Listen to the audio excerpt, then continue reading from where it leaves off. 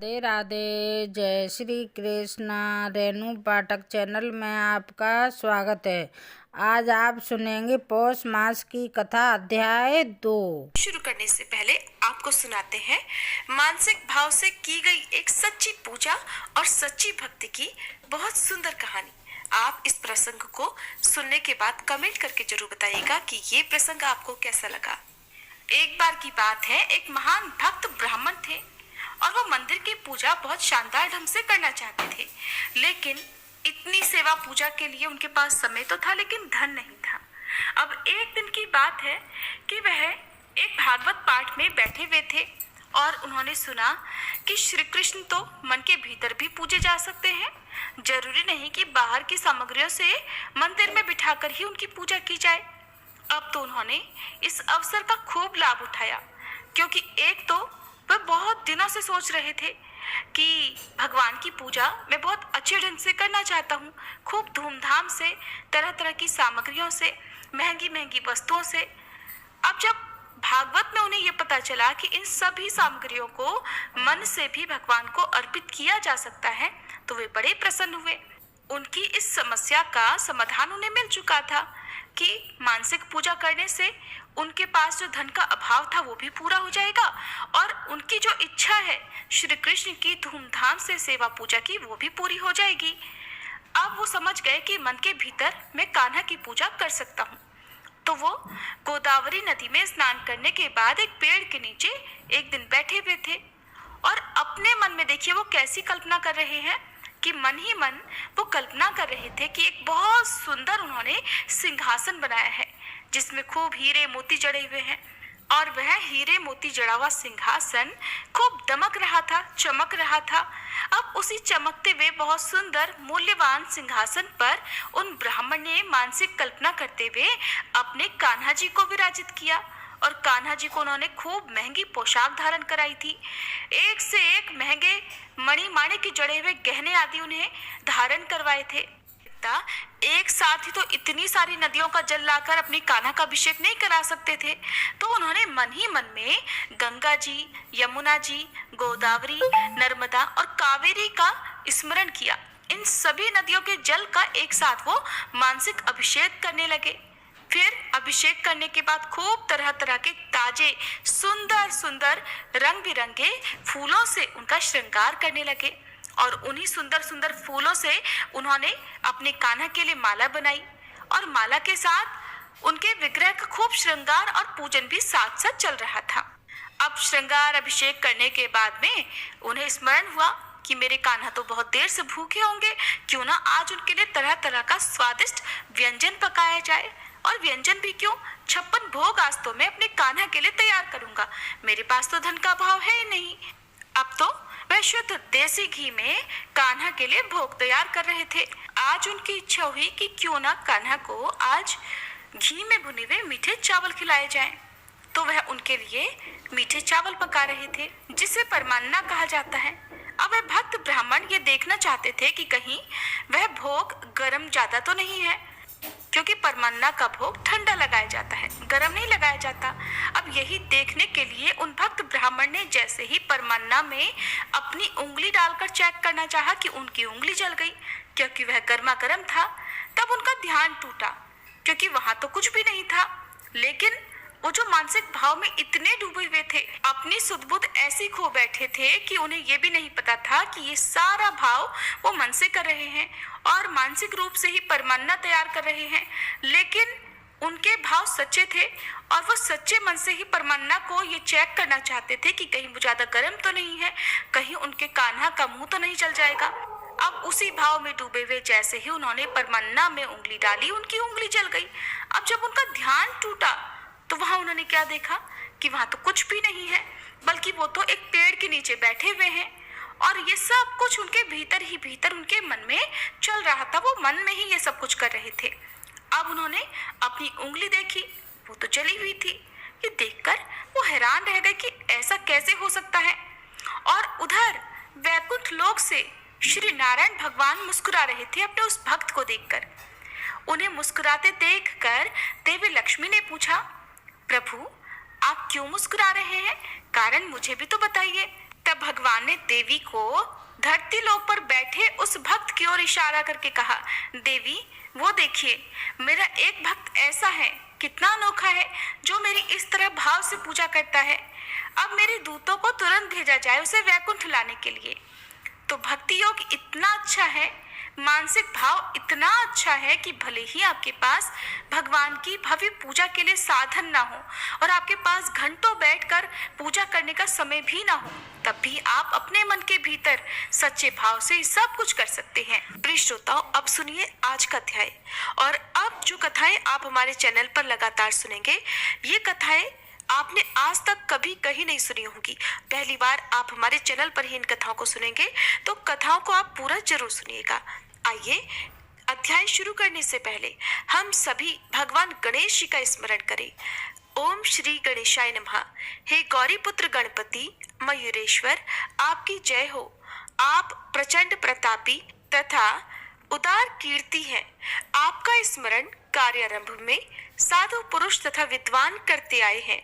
हे दयाघन, जैसे अग्नि के सामने तृण की कोई गणना नहीं, वैसे ही आपकी कृपा शक्ति इतनी अगाध है कि सारे विघ्न भस्म हो जाते हैं। इसलिए यह दासगण आपके चरणों में वंदना करते हैं कि जिससे उसके मुख से रसयुक्त रचना हो।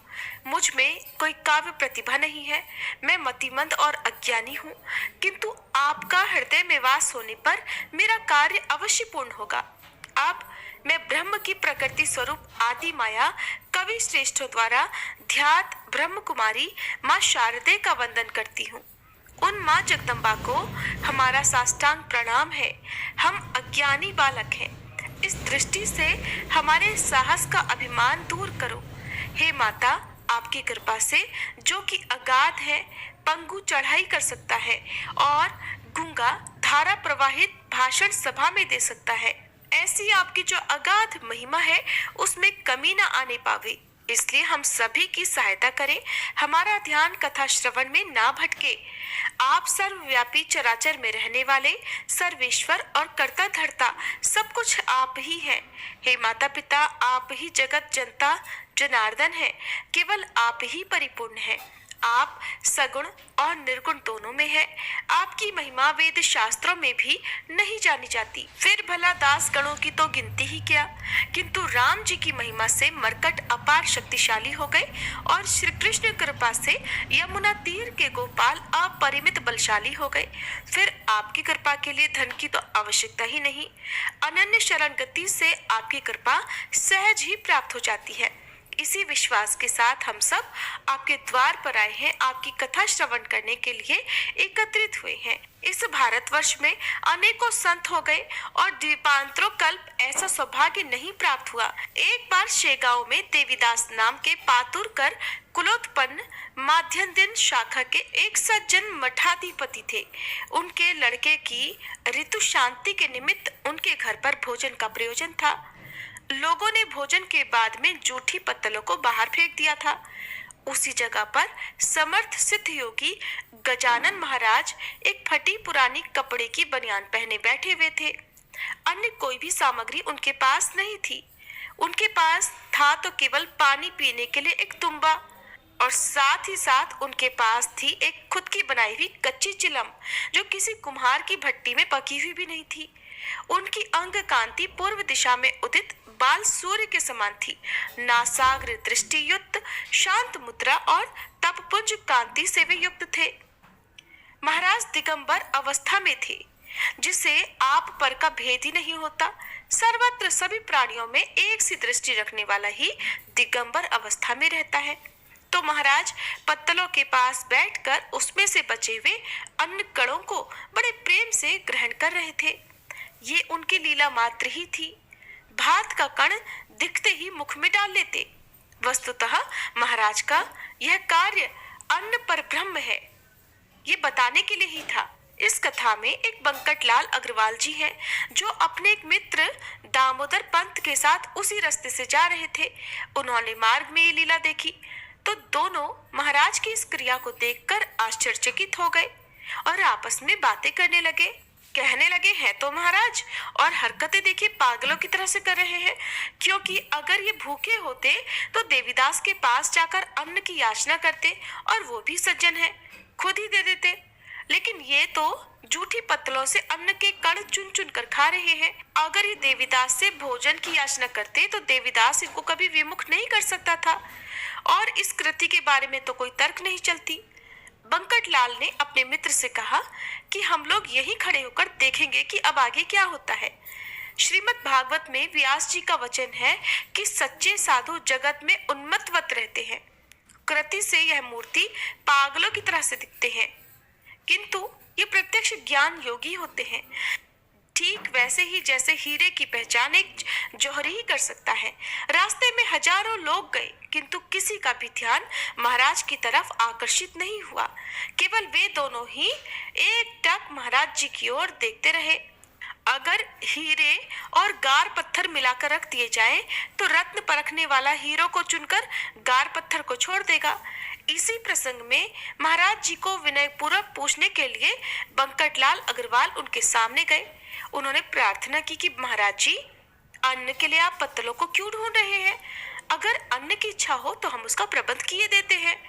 ऐसा बंकटलाल के पूछने पर महाराज ने उनके प्रश्न का कोई उत्तर ही नहीं दिया, बल्कि वे मौन रहकर पहले की तरह उन कणों को चुन चुन कर खाते रहे। केवल ऊपर की ओर देखा और फिर उन दोनों को एक साथ देखा।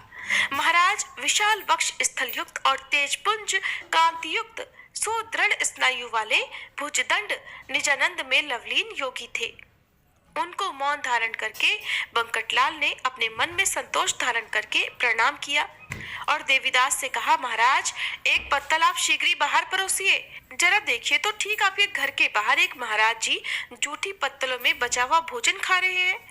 देवीदास ने उनके कहे अनुसार एक पत्तल भरकर तरह तरह के स्वादिष्ट व्यंजन से भरकर महाराज जी के सामने ले जाकर रख दी। उस परोसे हुए पत्तल पर बैठकर अब महाराज जी उसे पाने लगे। जिसको किसी स्वाद की कोई इच्छा ही नहीं, भला उसे मिष्ठान से क्या रुचि?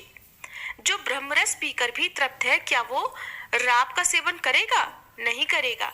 उसे तो ब्रह्मरस से जो आनंद आएगा फिर वो किसी और वस्तु में मिल ही नहीं सकता।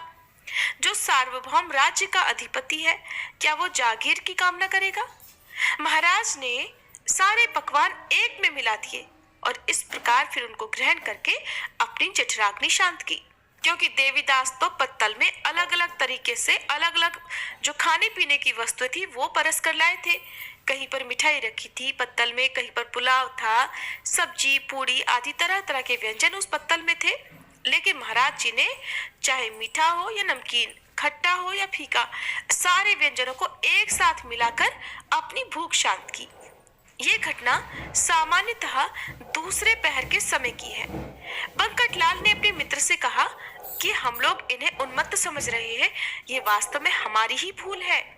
सुभद्रा जी को पाने के लिए अर्जुन वेशांतर करके उन्मत्त वर्तन कर रहा था। वे ज्ञान सागर मोक्ष रूपी सुभद्रा को प्राप्त करने के लिए इसी प्रकार का आचरण कर रहे हैं। हमारा ये शेगांव धन्य है जिसे भगवान विष्णु ने ऐसा निरीच्छ योगीराज दिया है। सूर्य मध्याह्न में आग से चारों ओर भूभाग को तप्त कर रहा था। पक्षीगण आश्रय के लिए कहीं ठंडी छांव पाने के लिए अपने अपने घोंसलों में जा छिपे।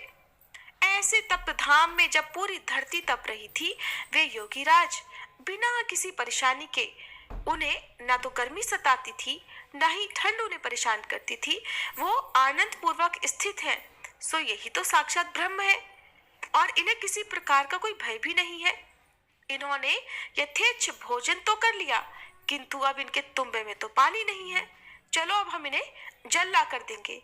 उस विषय में उन्होंने महाराज जी से पूछा, महाराज जी क्या हम लोग आपके लिए जल लेकर आ जाए?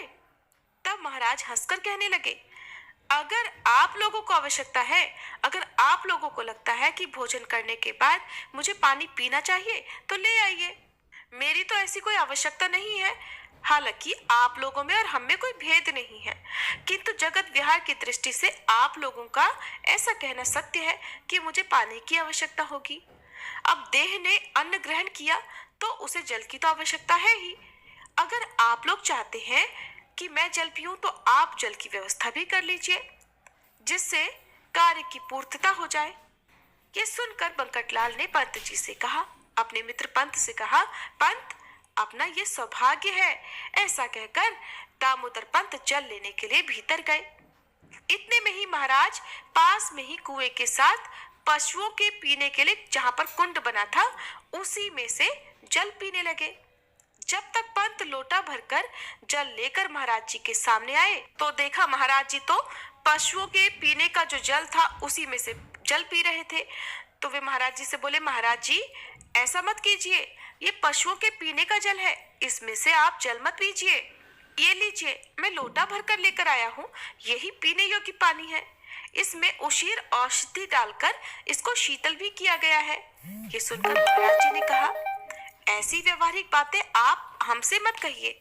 जल तो जल होता है, अब चाहे वो पशुओं के पीने का हो या हमारे लिए पीने का हो, हमें किसी में भेदभाव नहीं करना चाहिए। ऐसा कहकर वे पहले की तरह उस कुंडे से पानी पीने लगे। ये सब देखकर वे दोनों भगवत भक्त होकर उनके श्री चरणों में लौटने लगे और उनका हेतु जानकर महाराज वहां से पलायन कर गए। महाराज जी ने सोचा, अब तो ये दोनों मेरे पीछे पड़ जाएंगे। इसके बाद तो महाराज जी वायु की गति से वहां से चले गए। अब भला उनकी वायु गति को कौन रोक सकता है। अब जब महाराज जी वहां से चले गए तो बंकटलाल जी को बड़ा दुख हो रहा था। वे सोचने लगे कि कितनी दुर्दशा है महाराज की। जूठी पत्तलों में से भोजन के कण चुन चुन कर खा रहे थे और पीने का साफ पानी छोड़कर कुंडे से पानी पी रहे थे, और वो भी वो पानी जो पशु पीते हैं। ये बात उन्हें मन ही मन बड़ा दुखी कर रही थी। इसके बाद तो बंकटलाल जी को न तो भोजन और जल कुछ भी अच्छा नहीं लग रहा था। उन्हें गजानन महाराज के रूप का सतत ध्यान मन में आ रहा था। अब तो वे जिधर देखते उधर महाराज जी की ही अनुपम मूर्ति का भास हो रहा था। प्रिय श्रोताओं, इसे ही ध्यान कहते हैं, जो योग शास्त्र अनुसार धारणा कहलाता है। जैसे गाय का कोई नन्हा बछड़ा अपनी माँ के आसपास ना होने पर माँ माँ कहकर हमेशा उसे ही पुकारता रहता है, अपनी माँ का ही ध्यान करता रहता है। अब तो वही अवस्था बंकटलाल जी की हो गई। ये अंतर्व्यथा बताने के लिए उनके पास कोई जगह भी नहीं थी। वे भला किसके पास जाकर अपना हाल बताते, अपनी व्यथा बताते, और अपने पिता से कहने का धैर्य तो उनमें था ही नहीं। अब ऐसी अवस्था में उन्होंने पूरा समय शेगांव में महाराज जी को ढूंढने में बिताया। हर कोने में उन्हें ढूंढ लिया, लेकिन कहीं पर भी महाराज जी नहीं मिले। अब जब चारों ओर ढूंढ ढांड कर वे अपने घर आए तो घर आने पर उनके पिता भवानी राम ने उनसे पूछा, बेटा आज तो तुम्हारा मुखमंडल म्लान हो गया है और तुम बड़े व्याकुल से दिख रहे हो, क्या कारण है? तुम युवा हो, घर में किसी वस्तु की कमी नहीं है, फिर भला तुम्हें किस बात की चिंता है जिस कारण तुम्हारी ये हालत हो गई है? क्या तुम किसी रोग से पीड़ित हो रहे हो? अगर ऐसा है तो जल्दी बताओ, क्योंकि पिता से कभी कुछ भी नहीं छुपाना चाहिए। ऐसा पिता के पूछने पर बंकटलाल ने इधर उधर की बातें बताकर पिता को शांत किया और फिर से महाराज जी को शेगांव में ढूंढने का प्रयास शुरू कर दिया। बंकटलाल के पड़ोस में एक जागीरदार रामाजी पंत देशमुख थे। बड़े ही सज्जन थे, उन्हें किसी प्रकार का कोई अभिमान नहीं था। अब बंकटलाल ने सोचा चलकर उनसे ही अपनी व्यथा कही जाए, तो उनसे सारा हाल कह सुनाया। तब उन्होंने सारी बात ध्यान से सुनने के बाद उत्तर दिया, बंकटलाल तुम्हारे कहने से तो पता लगता है कि वे कोई महापुरुष, कोई योगी हैं। ऐसे कर्म और लक्षण पूर्व सुकृत प्राप्त योगी में ही होते हैं, नहीं तो भला आज के समय में ऐसे लक्षणों का थोड़ा सा अंश भी दर्शन होना बड़ा दुर्लभ है। तुम्हें ऐसे पुरुष का दर्शन हुआ, ये तो तुम्हारा महाभाग्य है, तुम तो धन्य हो। अगर तुम्हें उन महाराज जी के दर्शन हो जाए तो मुझको भी दर्शन कराने के लिए लेकर चलना। ऐसी अवस्था में बंकटलाल के 4 दिन और बीत गए, किंतु महाराज जी का वृत्तांत उनके मन से तिल भर भी नहीं हटा। वे हर समय उन महाराज जी के बारे में ही सोच रहे थे। श्री गोविंद बुवा टाकलीकर नाम के उस समय एक बड़े कीर्तनकार थे, जिनके कीर्तन में साक्षात श्री भगवान विष्णु प्रसन्नचित्त होते थे। बरार में उनकी बड़ी ख्याति थी, सभी उनका बड़ा सम्मान करते थे। उनका कीर्तन शिव मंदिर में निश्चित किया गया। वे देशाटन करने के लिए शेगांव पहुंचे हुए थे और गांव के सभी लोग स्त्री पुरुष कीर्तन सुनने की इच्छा से शिव मंदिर में इकट्ठा हो गए। बंकटलाल भी उनका कीर्तन सुनने मंदिर में आ रहे थे। तभी रास्ते में उन्हें पीताम्बर नाम का एक दर्जी मिला। ये पीताम्बर बड़ा भाविक था। उसको बंकटलाल ने महाराज जी का समाचार सुनाया। मंदिर में इकट्ठा हो गए। बंकटलाल भी उनका कीर्तन सुनने मंदिर में आ रहे थे। तभी रास्ते में उन्हें पीताम्बर नाम का एक दर्जी मिला। ये पीताम्बर बड़ा भाविक था। उसको बंकटलाल ने महाराज जी का समाचार सुनाया। तभी अचानक उनकी नजर पड़ी मंदिर के पिछले हिस्से पर, जहां पर वही महाराज जी बैठे दिखाई पड़े। फिर तो काहे का कीर्तन, कैसा कीर्तन। बंकटलाल दौड़कर उनके समीप गए। जैसे कोई कंजूस व्यक्ति धन के हांडी को देखकर उसकी तरफ दौड़ता है, वही दशा बंकटलाल की हो गई। जैसे चातक पक्षी स्वाति नक्षत्र के बादलों को देखकर प्रसन्न हो जाता है, मेघ के दर्शन करके मोर या चंद्रमा के दर्शन से चकोर पक्षी हर्षित होता है, ऐसे ही बंकटलाल महाराज जी को देखकर बड़े हर्षित हुए। दोनों महाराज से थोड़ी दूर पर खड़े होकर विनय पूर्वक पूछने लगे, महाराज क्या हम आपके लिए भोजन सामग्री लेकर आ जाए? तब महाराज जी ने उत्तर दिया, लगता है तो बेसन रोटी मालिन के घर से ले आओ। झट से बंकटलाल ने बेसन और आधी रोटी लाकर योगेश्वर जी के हाथ पर रख दी। बेसन रोटी कहते समय महाराज पीताम्बर से बोले, ये तुम्बा नाली से भरकर ले आओ। ये बात सुनकर पीताम्बर दर्जी ने उत्तर दिया, महाराज तुम्बा नाली में डूब सके और उसमें पानी भर सके, इतना पानी तो नाली में है नहीं। साथ आने जाने वाले लोग तथा पशुओं ने ये पानी खराब कर दिया है और वो पीने लायक नहीं है। मैं किसी दूसरी जगह से पानी भर कर लाता हूँ।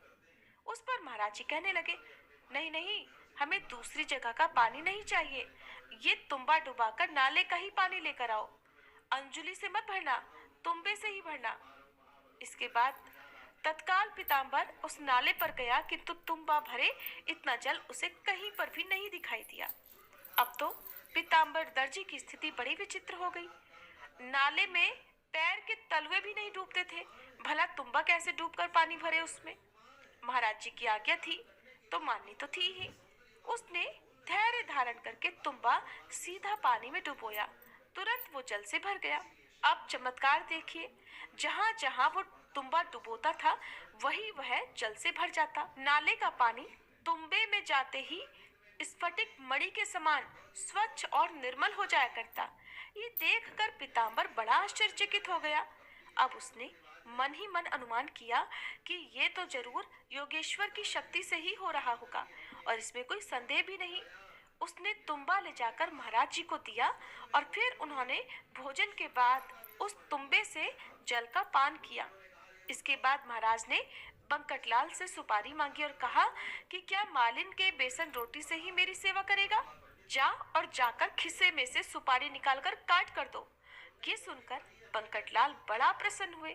उन्होंने सोचा, महाराज जी मुझे खुद ही आज्ञा दे रहे हैं, ये तो मेरा परम सौभाग्य है उनकी सेवा करने का। उन्होंने प्रसन्न होकर सुपारी के साथ साथ 2 दंडी तांबे के 2 पैसे महाराज जी के हाथ पर रख दिए। उस समय बरार में मुसलमानी सिक्के खड़कू, दुदंडी, व्याघ्रांबरी आदि व्यवहार में प्रचलित थे। जैसे आजकल रुपए होते हैं, उस समय खड़कू, दुदंडी आदि हुआ करते थे। तो महाराज जी को बंकटलाल ने व्याघ्रांबरी, दुदंडी सिक्के दे दिए। उन्हें देखकर महाराज जी हंसे और बोले, क्या हमें व्यापारी समझते हो जो ये सिक्के हमें अर्पण कर रहे हो? अरे ये सिक्के तो तुम्हारे व्यवहार के हैं, इनसे तो तुम ही अपना व्यापार चलाओ, हमें इनसे कोई मतलब नहीं है। हम तो भक्ति भाव के सिक्के चाहते हैं। तुम्हारे पास भाव है इसलिए तुम्हें पुनः दर्शन हुए। अब जाकर तुम लोग कीर्तन सुनो और मैं यहीं पर नीम के पेड़ के नीचे बैठकर कीर्तन सुनता हूँ। तब महाराज जी के आदेश से वे दोनों बड़े प्रसन्न मन से कीर्तन में आए।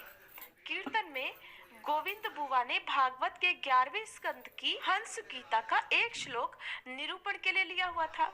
आरंभ में जैसे ही बुआ ने श्लोक का पूर्वार्ध उच्चारण किया, उसके बाद महाराज जी ने झट से उत्तरार्ध उच्चारण आरंभ कर दिया। वो सुनकर गोविंद बुआ मन में शंकित हो गए। उन्होंने लोगों से कहा कि उत्तरार्ध का उच्चारण करने वाला वह व्यक्ति निश्चित ही कोई अधिकारी पुरुष है। आप लोग उन्हें सम्मान सहित मंदिर में लेकर आइए। इतना सुनते ही झट से बंकटलाल और पीताम्बर दर्जी आदि बहुत सारे लोग उन्हें लाने के लिए गए। बहुत प्रार्थना की, कितनी भी प्रार्थना कर ली, लेकिन वो तो अपनी जगह से हिले तक नहीं। स्वयं गोविंद बुआ दाखली कर हाथ जोड़कर महाराज जी से प्रार्थना करने लगे कि महाराज जी, एक बार तो बस आप कीर्तन करने के लिए मंदिर में पधारिए। आप तो साक्षात शिव जी हैं। आपके बिना तो ये मंदिर शून्य है और आपका इस तरह बाहर बैठना बिल्कुल ठीक नहीं है। मेरा पूर्व जन्म का सुकृत उदित हुआ, यही कारण है कि आपके चरण कमलों का मुझे दर्शन हुआ। आज मुझे कीर्तन का फल प्राप्त हो गया है। गुरुदेव, आप अब देर मत कीजिए, शीघ्र ही मंदिर में मेरे साथ चलिए। तब महाराज जी ने कहा, अरे गोविंद, अपने प्रतिपादन और आचरण में एक वाक्यता रखो। अभी अभी तो तुमने प्रतिपादन किया था कि चारों ओर ईश्वर व्याप्त है, फिर अंदर और बाहर कहाँ रहा? और फिर ये हट किस लिए? जिसने जैसा प्रतिपादन किया था उसे तो वैसा ही आचरण करना चाहिए। अभी अभी तो तुम कह रहे थे कि भगवान तो चारों ओर है। अब मैं यहाँ बैठा रहूं या भीतर जाऊं, बात तो एक ही है। साधक को चाहिए कि वो शब्द छल बिल्कुल भी ना करे। जो उसने कहा है उसी पर उसको अडिग रहना चाहिए। भागवत के श्लोक का प्रतिपादन करते हो और उसके विरुद्ध आचरण करते हो। ये कीर्तनकारी पद्धति ठीक नहीं है। उदर भरण कीर्तनकार तुम्हें भूमि पर नहीं होना था। जाओ और कीर्तन समाप्त करो, मैं यहीं बैठकर सुनता हूँ। तब बुआ मंदिर में आकर ऊंचे स्वर से बोले, श्रोताओं, शेगांव में ये अनमोल रत्न प्राप्त हुआ है। आप लोग इन्हें संभालो। ये शेगांव न रहा बल्कि साक्षात विट्ठल भगवान के निवास से पंढरपुर हो गया है। इनकी देखभाल करो, सेवा करो और इनकी आज्ञा को वेद वाक्य समझकर शिरोधार्य कर पालन करो। इसी से तुम्हारा निश्चित कल्याण होगा। ये निधि अनायास तुम लोगों को मिली है, इसे संभालो। फिर तो कीर्तन बड़ा अच्छा हुआ और बंकटलाल को बड़ी प्रसन्नता हुई। घर पर आकर उन्होंने अपने पिताजी से सारा वृतांत कह सुनाया और कहा, पिताजी, महाराज जी को अपने घर ले आओ। पुत्र से वृतांत सुनकर भवानी राम ने कहा, बेटा, तू ही जाकर महाराज जी को ले आ। पिताजी की अनुज्ञा मिलने से उन्हें बड़ी उत्कंठा हुई कि कब और कहाँ गुरु मूर्ति मिलेगी जिन्हें मैं घर ला सकूं। चौथे दिन सदगुरुनाथ माणिक चौक में बंकटलाल जी को मिले। उस समय सूर्यास्त हो रहा था। इधर सूर्यास्त हुआ और उधर ज्ञान सूर्य का उदय हुआ। माणिक चौक रूपी पश्चिम में बंकटलाल के भाग्य से ग्वाल गोपाल गौवे लेकर गांव में आने लगे। गौवे श्री समर्थक के पास जमा होने लगी। मानो उनको ऐसा लगा कि साक्षात नंद कुमार श्री कृष्ण ही वहां आ गए हैं। उसी तरह वृक्षों पर पक्षीगण मधुर किलबिल करने लगे। दुकानदार लोग दिया बत्ती की तैयारी कर रहे थे। ऐसे समय बंकटलाल जी महाराज जी को लेकर अपने घर पहुंचे। मूर्ति देखकर उनके पिता को अत्यानंद हुआ। उन्होंने महाराज जी को साष्टांग प्रणाम किया और पीढ़े पर बिठाया और हाथ जोड़कर प्रार्थना की, महाराज, आप साक्षात पार्वती पति शंकर जी ही हैं जो प्रदोष काल में यहाँ पधारे। अतः आप आज मेरे यहाँ भोजन कीजिए। मैंने स्कंद पुराण में कथा सुनी है कि जिसे प्रदोष काल में शिव जी का पूजन करने का अवसर प्राप्त होता है वह बड़ा भाग्यशाली होता है। ऐसा कहकर तत्काल एक बिल्व पत्र लाकर महाराज जी के सिर पर बड़े प्रेम और भक्ति भाव से रख दिया। फिर मन में विचार करने लगे कि महाराज जी को भोजन के लिए तो कह दिया, किंतु रसोई की तो अभी कोई सिद्धता ही नहीं हुई और रसोई जब तक बनेगी तब तक महाराज जी रुकेंगे कि नहीं, ये भी शंका है। प्रदोष काल में अगर भगवान शिव बिना भोजन किए लौट जाते हैं, बहुत अनर्थ होता है। इधर महाराज जी को आया जानकर बड़ा भारी जन समुदाय जमा होने लगा। महाराज जी को देखने और दर्शन पाने के लिए लोग इकट्ठा होने लगे। बड़े धर्म संकट की बात है। अंत में निर्णय लिया गया कि दोपहर में पूरी बनाई हुई है, वो बासी नहीं समझी जाती। दूसरी पूरी पक्की रसोई है, उसमें दोष भी नहीं होता। ऐसा विचार करके थाली में दोपहर की बनी हुई पूरियां रखकर महाराज जी के सामने रख दी। मेरा भाव शुद्ध है और निष्कपट भाव से तो भगवान शंकर प्रसन्न होते ही हैं। पूरियों के साथ बादाम, खारीक, केला, मौसमी और मूलक साथ में परोस दिए। महाराज जी के ललाट पर बुक्का लगाया। अब गले में उनके पुष्पमाला भी अर्पण कर दी। महाराज जी प्रसन्न होकर सब कुछ पाने लगे। बड़े आनंद से सभी पदार्थों का सेवन किया। जो जो पदार्थ थाल में परोसा जाता, महाराज शीघ्रता से उसको ग्रहण करते जाते।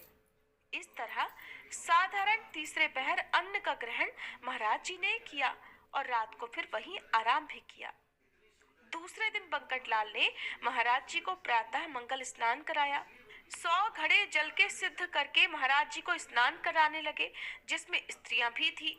कोई महाराज जी को शीकाकाई लगाने लगी, कोई साबुन शरीर पर लगाने लगे, कोई बड़े प्रेम से महाराज के चरण कमल को पकड़कर धोने लगे, कोई दनक लगा रहा है, कोई हीना अत्तर रगड़ रहा है, कोई चमेली का तेल लगा रहा है।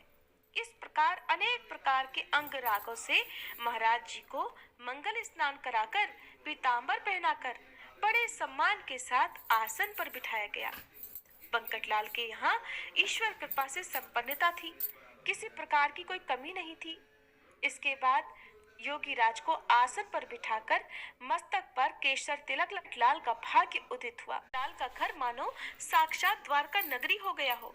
किंतु वह दिन शिव जी का सोमवार था। सभी लोगों ने अपने मनोरथ पूर्ण किए। केवल बंकटलाल के बंधु इच्छाराम जी शेष रह गए।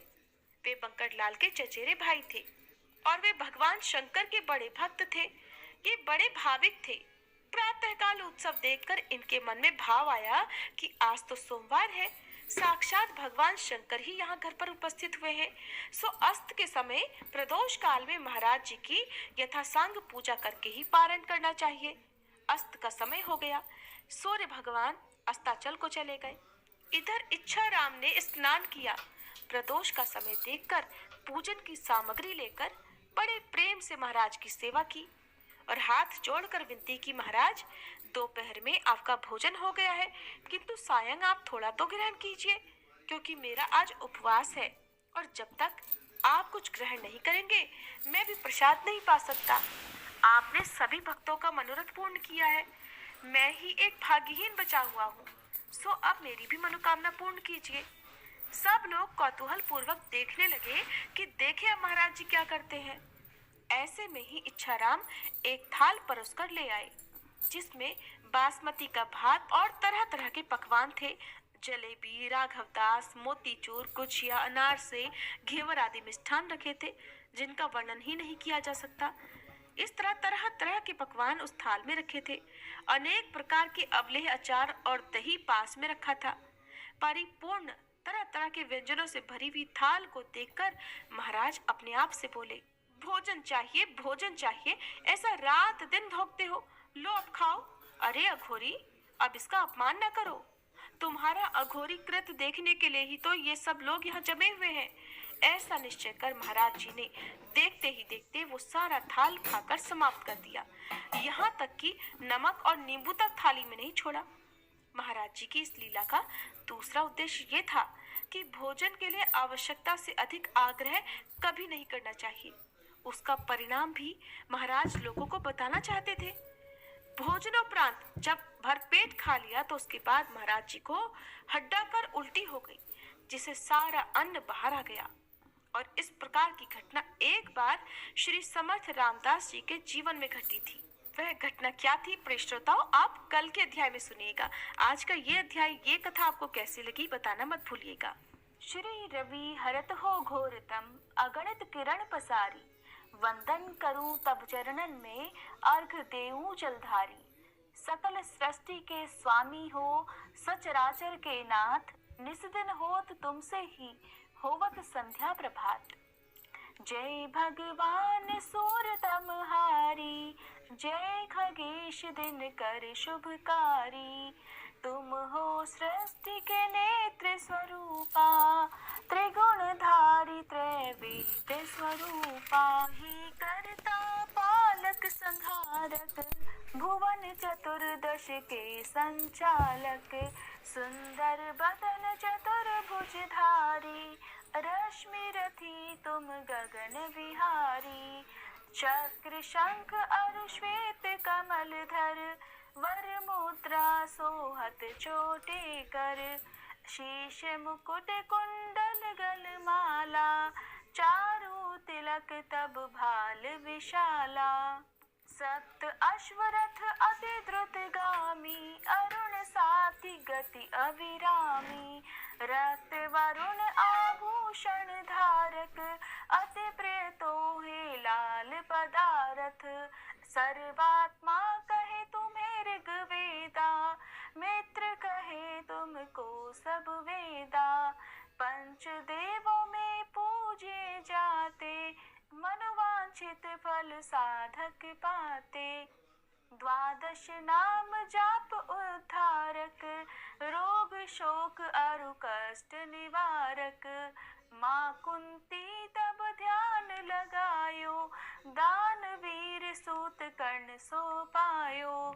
राजा युधिष्ठिर तब जस गायो, अक्षय पात्र वो वन में पायो।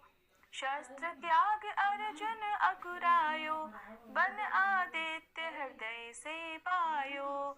विंध्याचल तब मार्ग में आयो, हाहाकार तिमिर से छायो। मुनि अगस्त गिरि गर्भ मिटायो, निज तप बल से विंध्य नवायो। मुनि अगस्त तब महिमा गाई, सुमिर भये विजयी रघुराई। तोहे विरोक मधुर फल जाना, मुख में ली नहीं तोहे हनुमाना। तब नंदन शनि देव कहावे, पवन के सूत शनि तीर मिटावे। यज्ञ व्रत स्तुति तुम्हारी कीन्ही, भेंट शुक्ल यजुर्वेद की दीन्ही। सूर्यमुखी खरितर तब रूपा, कृष्ण सुदर्शन भानु स्वरूपा। नमन तोहे ओंकार स्वरूपा, नमन आत्मा अरुकाल स्वरूपा। दिग दिगंत तब तेज प्रकाशे, उज्ज्वल रूप तुम्ही आकाशे। दश दिगपाल करत तब सुमिरन, अंजलि नित्य करत हैं अर्पण। त्रिविध ताप हरता तुम भगवन, ज्ञान ज्योति करता तुम भगवन। सफल बनावे तब आराधन, गायत्री जप सरल है साधन। संध्या त्रिकाल करत जो कोई, पावे कृपा सदा तब वोही। चित शांति सूर्यास्तक देव, व्याधि अपाधि सब हर लेवे। अष्टदल कमल यंत्र शुभकारी, पूजा उपासना तब सुखकारी। माघ मास शुद्ध सप्तमी पावन, आरंभ हो तब शुभ व्रत पालन। भानु सप्तमी मंगलकारी, भक्ति दायनी दोषण हारी। रविवासर जो तुमको ध्यावे, पुत्रादिक सुख वैभव पावे। पाप रूपी पर्वत के विनाशी, व्रज रूप तुम हो अविनाशी। राहु आन तब ग्रास बनावे, ग्रहण सूर्यता को लग जावे। धर्म दान तब करते हैं साधक, मिटत राहु तब पीड़ा बाधक। सूर्य देव तब कृपा कीजे, दीर्घ आयु बल बुद्धि दीजे। सूर्य उपासना कर नित ध्यावे, कुष्ठ रोग से मुक्ति पावे। दक्षिण दिशा तोरी गति जावे, दक्षिणायन वो ही कहलावे। उत्तर मार्गी तोरो रथ होवे, उत्तरायण तब वो कहलावे। मन और वचन कर्म हो पावन, संयम करता भलित आराधन। भरत दास चिंतन करत घर दिन कर तब ध्यान, रखियो कृपा इस भक्त पे तुम्हारी सूर्य भगवान। ओम जय सूर्य भगवान, जय हो दिन कर भगवान। जगत के नेत्र स्वरूपा, तुम हो त्रिगुण स्वरूपा। धरत सब ही तब ध्यान, ओम जय सूर्य भगवान। सारथी अरुण है प्रभु, तुम श्वेत कमल धारी। तुम चार भुजाधारी, अश्व है सात तुम्हारे। कोटि किरण पसारे, तुम हो देव महान। ओम जय सूर्य भगवान, उषा काल में जब तुम उदयाचल आते, सब तब दर्शन पाते। फैलाते उजियारा, जागता तब जग सारा, करे सब तब गुणगान। ओम जय सूर्य भगवान।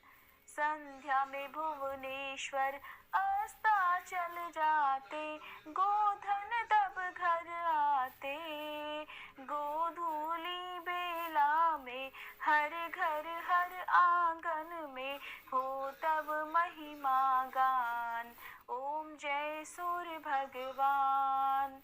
देव दनुज नर नारी, ऋषि मुनिवर भजते, आदित्य हृदय जपते। स्तोत्र ये मंगलकारी, इसकी है रचना न्यारी, दे नव जीवन दान। ओम जय सूर्य भगवान।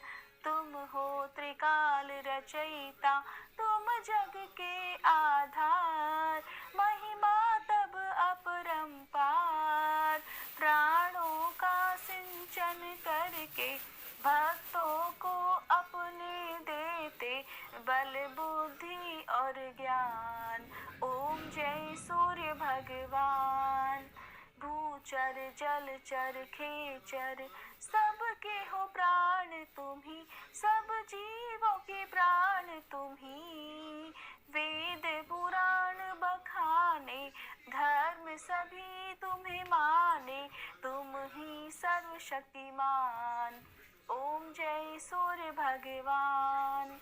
पूजन करती दिशाएं, पूजे दश दिक्पाल, तुम भुवनों के प्रतिपाल। ऋतुएं तुम्हारी दासी, तुम शाश्वत अविनाशी, शुभकारी अंशुमान। ओम जय सूर्य भगवान। ओम जय सूर्य भगवान। जय हो दिनकर भगवान।